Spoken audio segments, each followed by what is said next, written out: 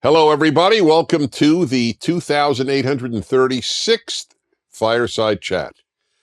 Now, that's the wrong number. What number is it? 181. 181. It's very moving.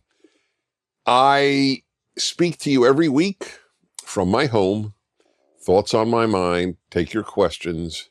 You get, of course, to be with Otto and incredibly Snoopy. Otto's brother. They're very close, by the way. In all seriousness, they truly, truly love each other, except on the rare occasion when there's one bone, then all love is lost. And anyway, in any event, he's here, and it's great to be with you, and I have a great guest whom I'll get to in a moment. Just a thought that I'd like to share with you. I was in Florida with my son's family this past weekend. And I was in an elevator. It was the first time I was in an elevator in a year with people. I'm in an elevator every day at my radio studio in California, but it's always empty because nearly all of the offices are still empty in the building where my studio is located. So it was the first time I was in an elevator with people, and I was with people constantly. So this is what I would do. I would get into the elevator. Almost always the others were masked. And I would say, would you be more comfortable if I put on a mask? And amazing to me, all of them said, what are you kidding? Or some variation on that. They didn't give a hoot if I did. Which was a very interesting thing because I was tempted to say, so why are you if you don't care if I am? But I didn't want to challenge them or anything. Anyway, I know the answer. The answer is people are afraid, not of COVID, some are, is they're afraid of social condemnation. And I understand that. I personally am not. But that was a fascinating little insight into the minds of a lot of the people wearing masks a lot. It's because they just don't want to get dirty looks from other people, not because they actually believe the nonsense that masks, especially outdoors, do anything. Read my column this week. It is all about masks, and it is about eminent scientists saying they're useless, especially outdoors, including the New England Journal of Medicine, which the mainstream media ignored last year when it came out with a report that masks outdoors are useless. So read the column, and I give you the source. New England Journal of Medicine is the most prestigious medical journal in the United States. It is deteriorating because it's becoming political like everything else. Nevertheless, it remains the prestigious journal, and they said it was useless. But people are scared either of COVID or of others in terms of social approbation. Now, I have one more story to tell you from the elevators of my hotel in Miami.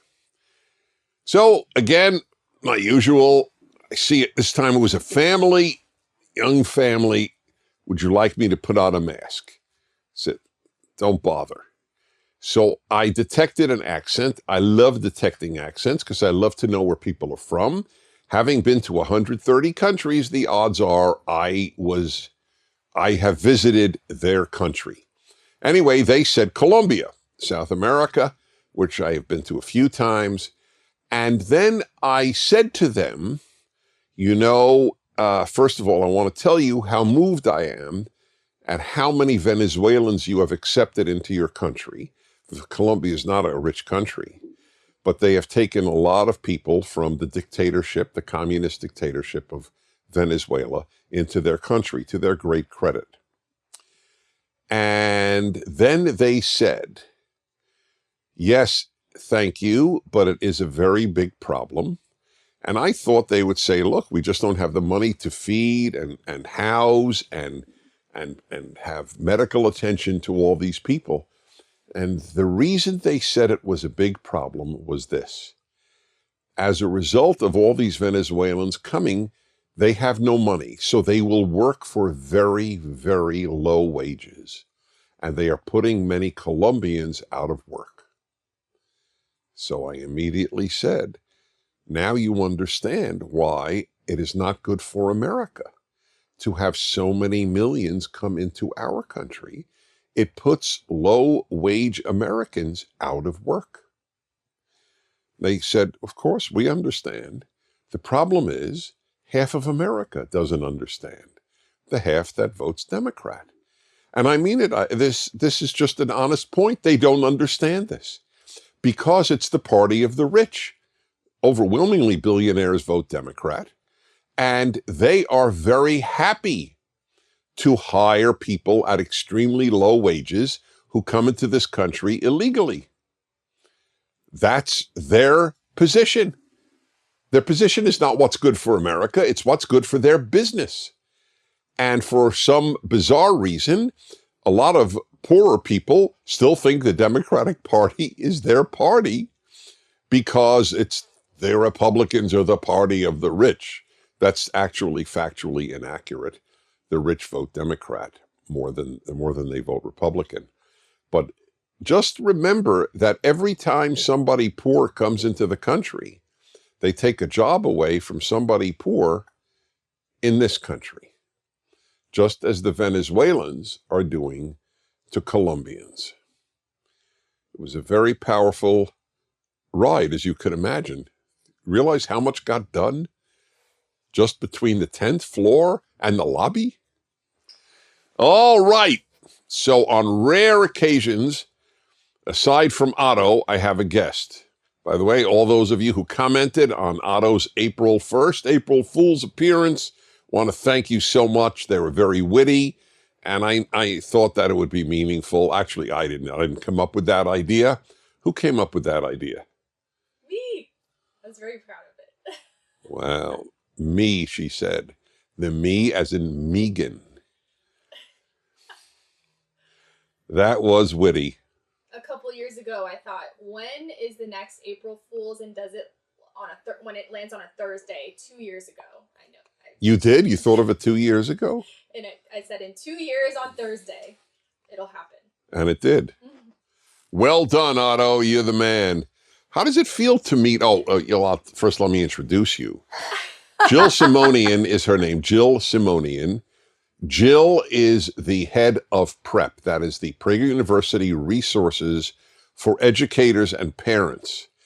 And you need to know about this because children's ability to think clearly, their intellectual development, and their moral consciences are often being destroyed, or at least badly influenced, badly touched at our schools, tragically, in the United States of America. We have been asked so often at PragerU, please help us with younger kids. Teenagers and older, obviously, can watch our videos. But what do you do with a 7-year-old? So we started PrEP, and the head of it all is Jill Simonian. Jill, question number 1. How does it feel to be with Otto? Incredible, beyond incredible. I was so happy to meet him because we have a fun, I like to say, costumed puppy Otto for our new show for kindergartners that we started. Oh, that's right. Yes. But meeting the real Otto, I mean, that's the this was the cherry on top of the sundae today. That's really nice. Well, I will say this, that as a general rule, the Otto in the Otto tales is a little livelier than the real Otto. He is. And yeah, and that's what we have fun with. The Otto's tales, Otto plays tricks on me as I read stories for our kindergartners through second graders. He plays tricks and he gets mischievous. This one's a lot more relaxed. So you yourself are a mom? Yes. How old are your kids? 9 and 10. Oh, so in effect, you're developing a curriculum for your own kids. Yeah. And that's what resonated so much when this opportunity came literally out of nowhere to help develop this program. There's a whole team behind PrEP, but it came out of nowhere and it resonated with me because I have seen and experienced firsthand what is going on in our schools. And it's alarming. And I've been concerned. And I tell everyone, This was something that literally was, I say, dropped in my lap from above, from God. And I took it because it's important for families, for our future, for our country. I know where you live. In fact, I should have known it, but I found out today, really. And I know your city well. Yes. It's not exactly LA, it's outside of LA. And it's known for its good schools. So are you telling me that in a relatively small city, known for good schools, it's a problem here as well?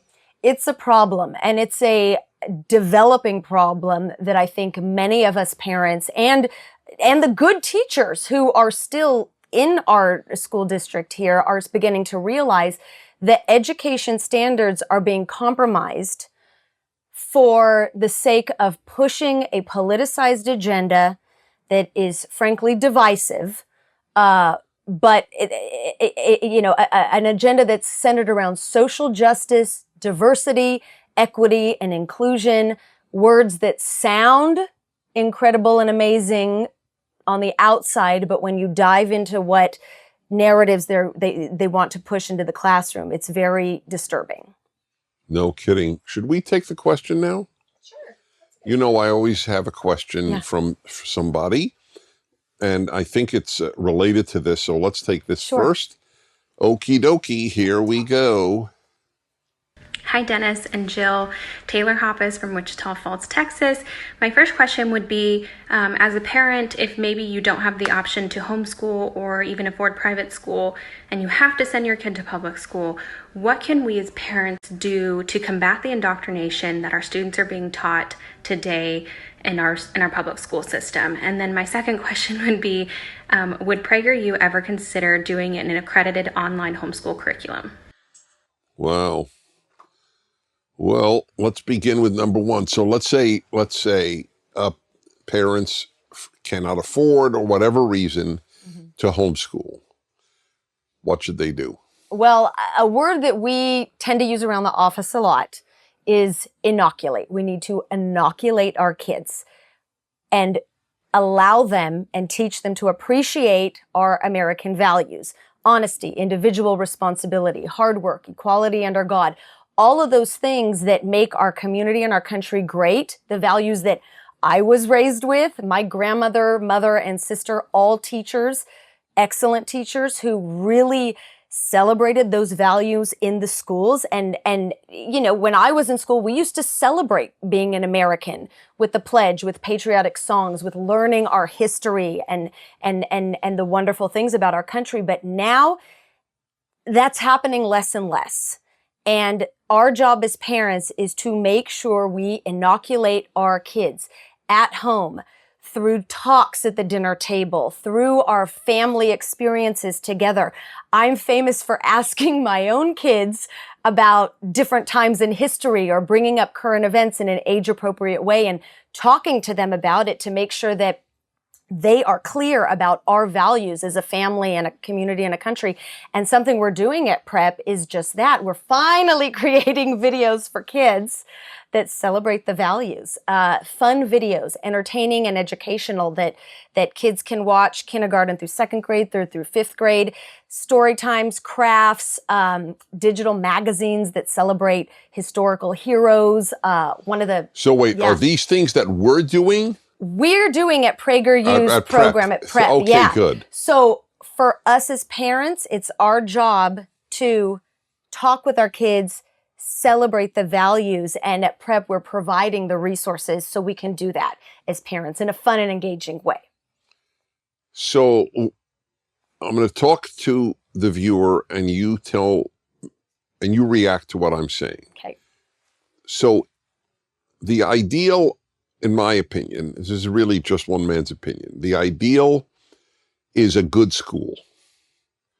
Okay.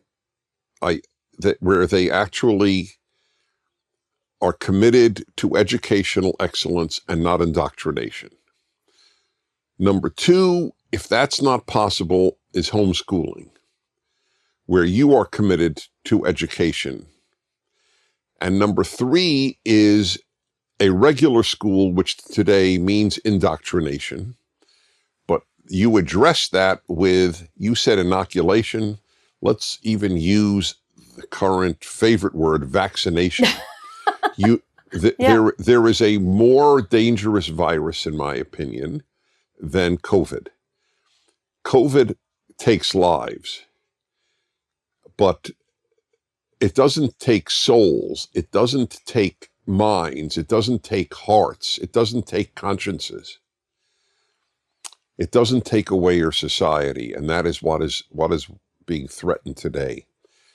So we are developing, this is what PrEP is about, Prager University, Resources for Educators and Parents, to enable people to give this vaccine to their kids who are going to school, or even for that matter, homeschool. Is that right? Absolutely. That's okay. it. So what I said, was that your view as well? Yes. The ideal is a good school, next homeschool, next try to undo the damage of that school. I mean, let me give an example of that damage. Maybe you can comment on it, maybe not. On how many kids are at 5 taken to a library or in their school's library, and they will have a drag queen study or drag queen reading, story hour. Are you familiar with that? I'm familiar. And there was a big article, I think it was a few weeks ago, that talked about various programs that will open the conversation at the toddler preschool level for social justice. And it discussed one of those drag queen story hours to teach children about personhood as opposed to gender. And the whole thing is just so age inappropriate that I don't understand how that could possibly be something offered in schools, but in many schools it is. Not in my school at this point, but in many schools it is. It isn't in your school? No, not at this point. By the way, this is totally tangential, but I'm going to throw it out anyway. I grew up believing that women were the natural protectors of children's innocence. Mm-hmm. That they sort of had to fight men from depriving kids of innocence. But it's turned out I had a romantic view of women in this regard, because women are in the forefront of robbing children of their innocence. These are the teachers, these are the school psychologists, these are the therapists, these are the principals who are in favor of something like a drag queen study hour. Where, let me make this clear, folks, so you'll know what we're talking about. This is not a transgender issue. Drag queens are cisgender. They identify with their biological gender of male, but they dress as a female. And that's confusing. To meet a transgender who looks female, dresses female, has a female name, it's a non-issue. But to meet a man who is dressed like a woman, deliberately so, that's a confusion of the genders, which is an innocence-robbing thing, and women are in the forefront of it. Have you ever thought about that? I haven't, but as you're saying it now, it's like a light bulb went off. Yeah, I've never thought about it that way. Yes. But you're right, and it's totally counterintuitive. Women are, we think, instinctively protectors of children. So it just shows you what the left is capable of doing, because women are naturally protectors of children. Mm-hmm. But the left has taught them not to be. It is good not to call your students boys and girls. Mm-hmm. It is good to have them attend a drag queen hour.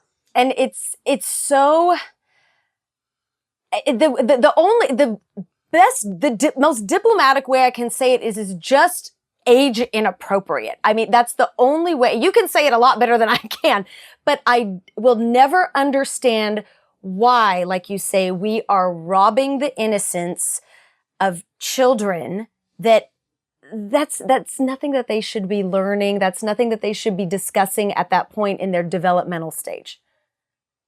Exactly. Also, one of the joys of youth and childhood is discovering who you are as a boy or who you are as a girl.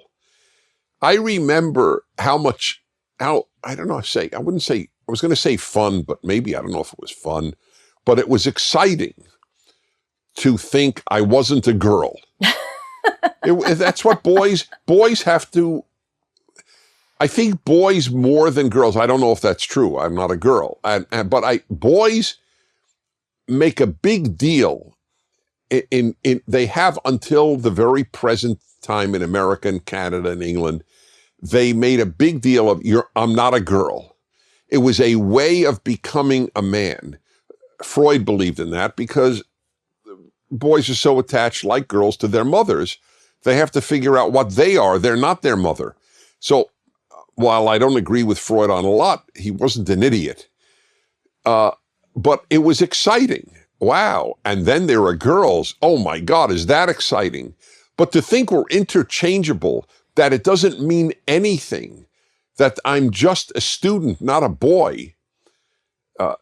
This is depressing. You're depriving kids of a great joy. And what's also destructive, I think, is anyone who thinks otherwise, should you express that opinion, you're immediately canceled. If I express that opinion, then I'm wrong. I'm the crazy parent. And that's what is really destroying things on another level as well, because many parents are scared to push back and say, hey, what you're pushing for in schools right now, you're marginalizing a whole group of us who feel differently, and you're saying that we're wrong and you're vilifying us, and that is damaging to education and children and families as well. That's the deeper destroying factor, I think.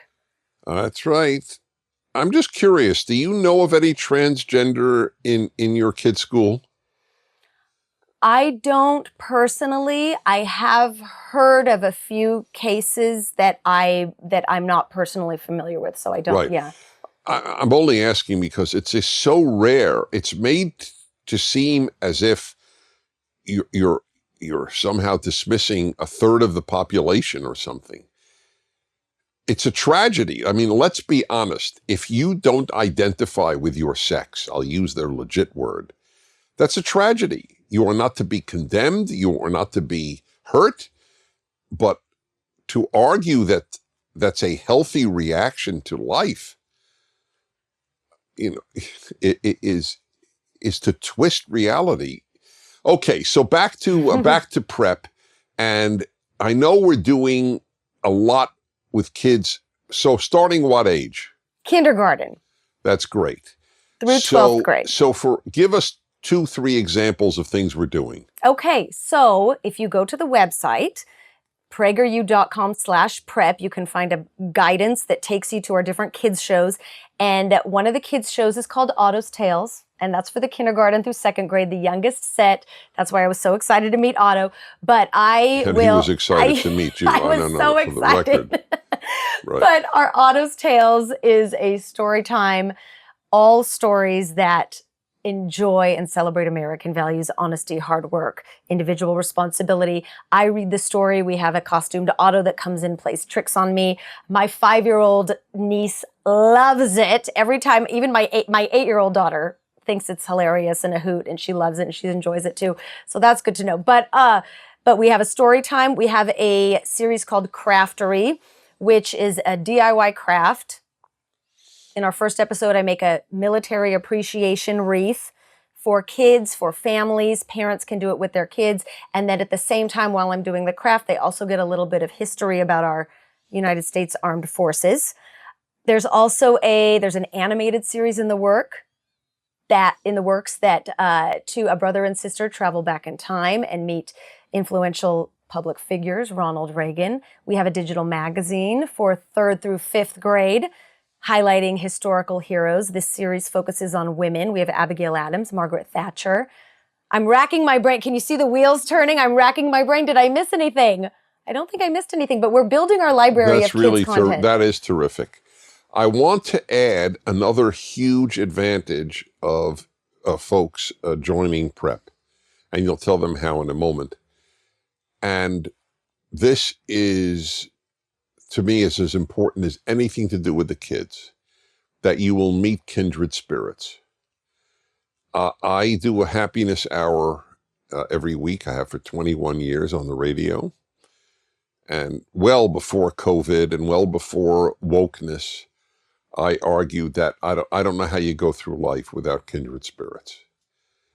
And it's great if you have it in a spouse, but you even need it in friends. We all need friends, no matter how great our marriage, and certainly those who are not married, and certainly those who don't have a great marriage. We need friends. And friends are people with kindred spirits. Relatives don't need to have kindred spirits because you don't choose relatives. So you have to figure out, and one should, how to get along with them. But friends with kindred spirits, but people don't know how to meet them. What do you do? Do you go to kindredspirit.com? By the way, if I could, I would start kindredspirits.com. I'm not kidding. Wow. But I don't have the time. But that would be great. This is as close to kindredspirits.com as you can get. Yes. So explain how people will meet other people. So anyone who makes a donation to PragerU automatically can become a PrEP member, as we call it. And what that does is it gives you access to a discussion group that right now we have on Facebook. In the summer, it will be moving to an app. It's a discussion group of parents and like-minded educators who can, frankly, share solutions, issues, problems, ask questions. They can also share different resources if they're homeschool parents, or, some public school teachers in the group have shared how they use some of the PragerU 5-minute videos to highlight different times in history and spawn discussions in their classrooms. But most of all, this group is giving parents, especially like me, I mean, this is very personal to me. It's giving me courage for when I go to my school board meetings and I write a statement citing why our proposed diversity, equity, and inclusion program that our district wants to implement, how divisive it is, how damaging it is to developing minds and students. And I get strength from the people that I have the discussion with in the group. So can you easily meet others? Yes. Our Okay. discussion group, I'm snapping my fingers, So but it's I popping. I could simply text you or email you, depending. I guess email. People don't give their phone number readily, and I don't blame them. But you can. That's the key. You can, and there have been parents in the group who have asked, who's in Indiana, who's in Northern California, that's right. who's Good. in Houston, find me, Right. and they find each other. Right. And it's a special thing to watch. It really Sometimes is. they go, "Who's in New York?" and there are crickets. Oh no, there's a few. Yes, all the parents with traditional values in New York City, raise your hands. I see. 3. No, I'm kidding. No, you're not kidding. That's exactly right. But anyway, I'm ribbing New York. I mean, it's anywhere. Mm-hmm. That's the point. Mm-hmm. So when did this begin? The program? Yeah. It soft launched, I'll say, back in the fall. I was hired at the end of January. So I was sort of dropped into this wonderful place, into this opportunity that I still can't believe is here. But since I was hired, we have been developing the videos, the programming. We're now doing monthly virtual events, discussion groups on Zoom with thought leaders in the education world. We have one with actress, best-selling author Sam Sorbo. She's going to talk about homeschooling and the state of education, and we have a few hundred parents signed up to attend that and ask questions. And it's slowly but steadily becoming really big. We have over 7,000 members that have signed up in a few short months. Wow. And From nothing. From nothing. And it's really exciting. If for nothing else, the courageous factor. We are gaining courage. It gives you courage, which reminds me, I'm glad you mentioned that word. Tell everybody what you told me right before we went on, how I gave you courage about Thanksgiving. Yes, you gave me courage about Thanksgiving. We talked about two courageous things. One courage was me raising my hand at the school board meeting and saying, has anyone heard of E pluribus unum? We should be teaching that in our school. That was the first courageous step. But secondly, Thanksgiving, you gave me courage to have the Thanksgiving celebration at my home this past year. With a lot of people. That's about the key. 25 Yes. family members. Good. Kids, adults, grandparents. Right. We had a wonderful time. I had planned a celebration. I allowed myself to have a moment of fear and weakness because I was watching too much That's right. media That's correct. the days leading up. And then I watched your Fireside. This is not a joke. I watched your Fireside chat 2 days before Thanksgiving, literally as I was doing something in my kitchen, chopping vegetables. I was preparing something to be cooked on the day. And your Fireside chat saying, have Thanksgiving, do not be afraid, celebrate your life, hit me like a ton of bricks. I think I may have started crying from joy. And I said, we're doing Thanksgiving, and it was a beautiful day, and it was a memorable day, and I'm so thankful for that. Thank you. I am very touched by that. You're a religious person, so you'll find this of interest. Most the people don't know this, even religiously active. What it is that God most says to human beings in the Bible: do not fear. Right. And it's so liberating.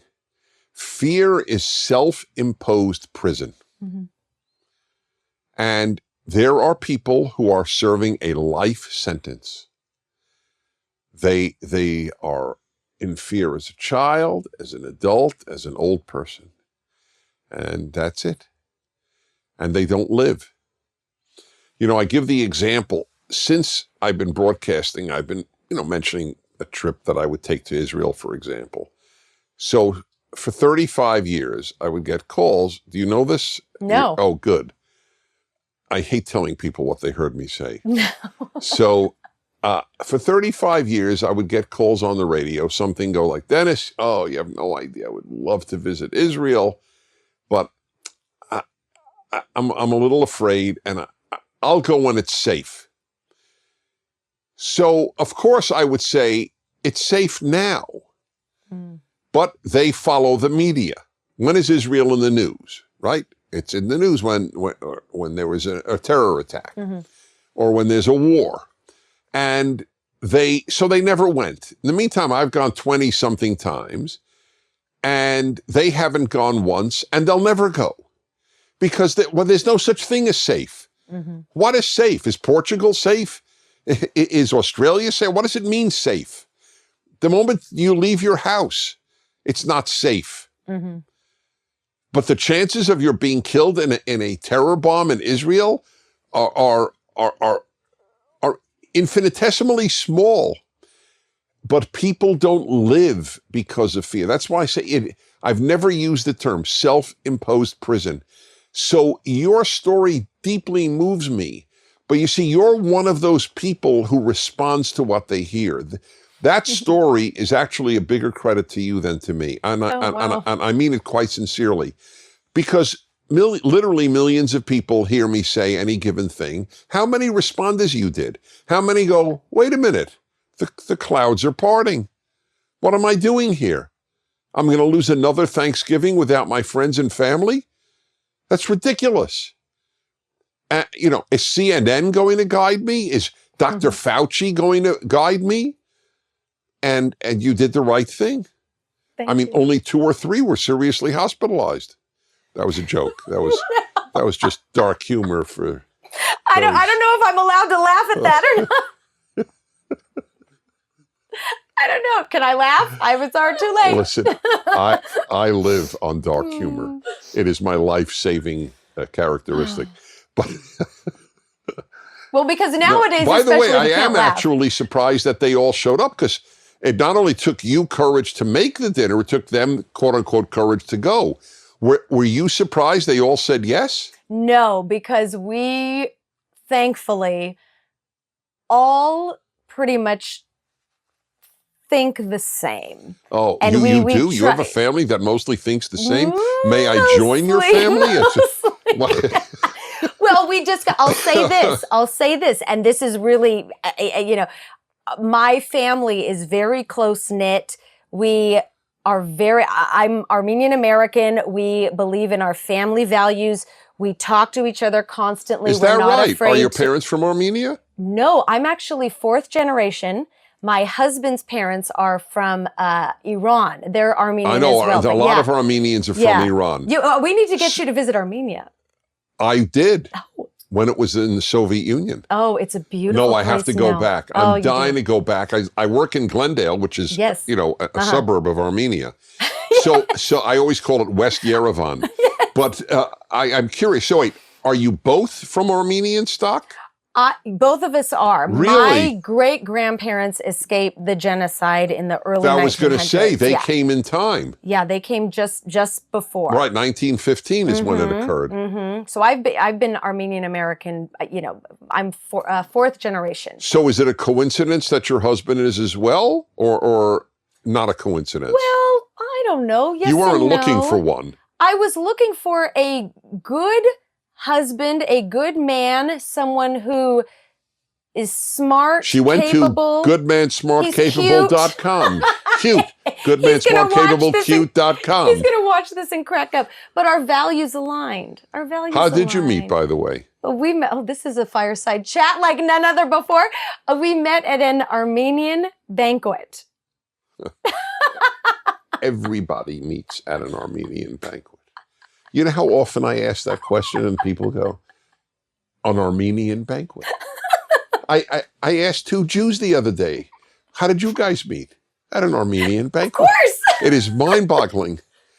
You met at so wait a minute, I love these stories. I'm supposed to be talking about PragerU resources for We talked educators. about that. So let me, this fascinates me as much as anything. So I want to know the particulars.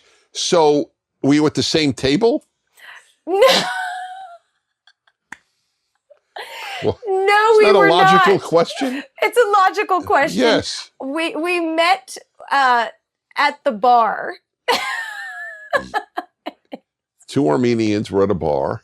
It's an old joke. It's a famous joke. Yeah, anyway, go on. Yeah. We met and it was Well, so wait, did he start that they say in England chatting you up? He did.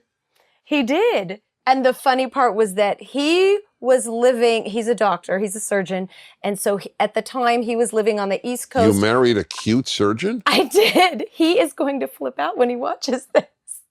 Why, he doesn't think he's a cute surgeon? No, he is. He doesn't know you think you he's a are cute one. We talk about you at home all the time. He says Dennis Prager is the most logical person who gives, everyone should listen to, honestly. Well, thank you. Yeah, so he's Anyway, gonna that love this. is great. So I love these issues. So was it love at first sight for either of you? I don't know if it was love at first sight. It was interest at first sight. So he got your number? He did. Uh-huh. And how long did you date? We dated for about almost a year. About a year. Were you married in an Armenian church? We were married in an Armenian church. You don't speak Armenian, do you? I don't speak Armenian. Right. He speaks fluently. Is that right? Yeah. Yeah. Oh, that's he goes to fantastic. Armenia every year for medical missions, not this year. Oh, but that's beautiful. yeah, That's no, beautiful he's a work great on his guy, part. Yeah. Well, you are a joy, and I got to meet your husband, the surgeon, one day. What's his type of surgery? Hernias. No, Plastic surgery. Plastic? No, really? Is that right? Oh, very. Sure, I'll say this: plastic and reconstructive surgery. I don't want to laugh about it because he does a lot of specialty pediatric cases for people who have very serious conditions. He is. You mean born with them? Born with conditions. Oh, interesting. That are lifelong rare conditions and diseases, and he's the type of plastic surgeon that I say the work he does is the reason why plastic surgery was invented. That's beautiful. It's really remarkable. By the way, an interesting word about plastic surgery. It is the only field of medicine of which I am aware whose quality has increased and price decreased. And the reason is people have to pay. Mm-hmm. Where the market determines price as opposed to the state, prices go down, just like they have on computers. Mm-hmm. Anyway, your husband is an artist as well as a doctor. I have great respect for people who do plastic surgery. I mean, if they do it well, and not all do. I mean, sometimes you see jobs which are very, very painful to see. So Prager resources for educators and parents. How do people join? You can go to PragerU.com/prep, PREP. You can click join. You will then get an email welcoming you and giving you all the directions for joining the discussion group. And it really is a powerful, friendly, positive place that parents and teachers, like-minded kindred spirits, are coming together to celebrate pro-American values with our kids, and also to help each other solve problems in our own corners of the country for when we want to bring something up with a teacher or a school board. We're helping each other, and we're helping our kids appreciate all that this country has to offer. Are you getting a lot of positive feedback? Positive, lots of positive. And and I feel it every day. And the more we do, like I said, there's a whole team at work. The more we do, the more videos we make, the more shows we make, the more magazines we create and say, let's try this, let's try this. It really is a work of heart and soul. And I feel it. I take it very seriously. There are times when I am in the Facebook discussion group and I'm talking with some of the parents, and we're all, helping each other solve a problem. And I get emotional about it because it's real and it's important and it's our future. So, well, we have a civilization to rescue, to save. You're really doing important work. Thank you. Thank you, Jill Simonian. The PrEP program is at PragerU. I mean, I really look forward to your saying 100,000 to me. I'm expecting it. I really am. And given the numbers that we get at PragerU, I wouldn't be surprised either. Yeah. But there's no choice but something like this to happen. Mm-hmm. Well, God bless you. Thank you. You too. Say hi to the cute surgeon. Thank you. And one day we'll meet.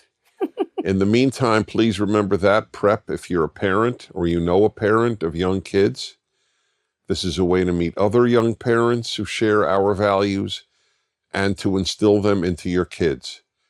Let me make something clear to all of you. If you don't instill good values in your children, they won't have them. They need to be instilled. The great mistake of the World War II generation, often called the greatest generation, the great mistake was they didn't instill the values that made them great. They thought that they would just continue because they took them for granted. That's what happened. That, in a nutshell, is the crisis in America. The greatest generation didn't teach why they were the greatest generation. And so they raised a lot of kids who had contempt for the country that the greatest generation loved. That's what happened. I knew it when I was a kid. I used to tell adults, your motto was, we're going to give our children everything we didn't have, because they went through the Depression and World War II. So they said, we're going to make sure they don't suffer from not having material things, and they'll have peace. So they gave them largely peace and completely material possessions, but they didn't give them what they did have. Basically, love of God and country. And they grew up without that. And now you see the results in the moral chaos of our time. If you can instill this stuff in your kids, you will ensure another thing, that your kids will share your values when they grow up. As a parent, let me say, I am blessed. My two boys do share my values. But I meet so many parents whose children do not share their values and often have contempt for their parents' values, that it is one of the most painful things that one can actually witness. The alienation from parents' values and ultimately from the parent. So this is an investment not only in the country and in your children, but in your relationship to your children. That's Prep at PragerU. It's been great being with you. You are a joy. Thank you. Really, we're lucky to have you. Thank you. I feel lucky to be here. I know you do. I know you do, and that's beautiful. I'm Dennis Prager, and I'll see you next week. Thank you for watching this video. To keep PragerU videos free, please consider making a tax-deductible donation.